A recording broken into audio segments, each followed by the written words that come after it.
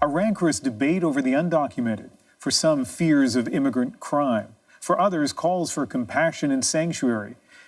It might sound like the United States, but we're talking about Israel. Derek Stoffel has a story from a country that built a wall and already has tough borders and still faces a familiar clash over who belongs. Tonight's dispatch is from Tel Aviv.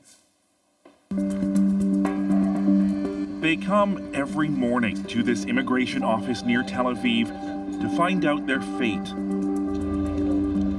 Inside, Israeli immigration officials are offering some of these African men a stark choice. They can leave Israel, be deported to an undisclosed country in Africa, along with a check for $3,500 and a plane ticket, or stay but be locked up in prison. Muliabrand Misgina is from Eritrea. He's lived in Israel for more than 6 years now. This says that I have 60 days. He worries the document he's holding, a notice of deportation, could be his death warrant. I feel that they are killing me. To deport me to Uganda or Rwanda, it's not less than to kill me. Israel wants to deport 37,000 African men from Eritrea and Sudan. Women from those countries will not be expelled. The government says the men entered the country illegally, that they're economic migrants, but the Africans say they are seeking asylum. Misgina's home country of Eritrea, according to human rights groups, has one of the most oppressive governments on the planet.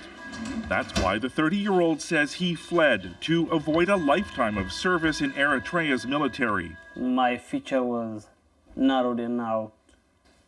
I tried to say no, and then they arrest me. Now, along with his wife, Mesgina has brought his traditions to Israel, including this daily ritual of roasting and preparing Eritrean coffee. But he still has bitter memories of his journey here. A 2-month trek through Egypt's dangerous Sinai desert, where he says 5 of his friends perished from thirst and hunger. But then he arrived at the Israeli border. That point was the point that can change my life. For 6 years, Mesgina has been allowed to stay and work in Israel, but now they want him out. The government sees him and tens of thousands of other African men as illegal infiltrators.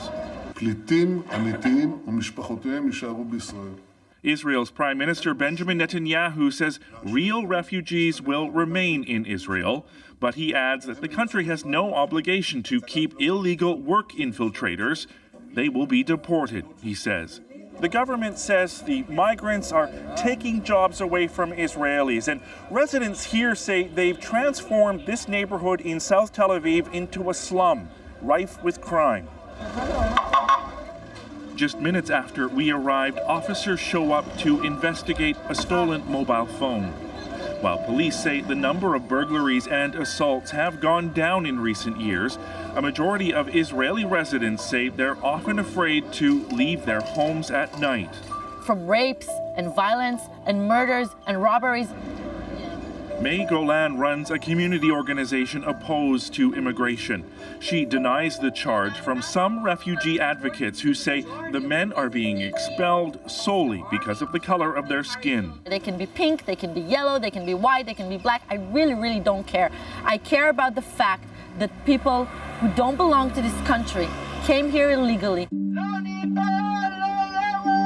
But the asylum seekers are fighting to remain in Israel.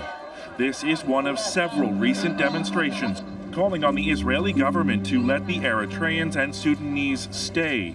And they're finding support among some Israelis. It's against our tradition and against our history of Jews who all that for centuries tried to escape from different places and to save their life.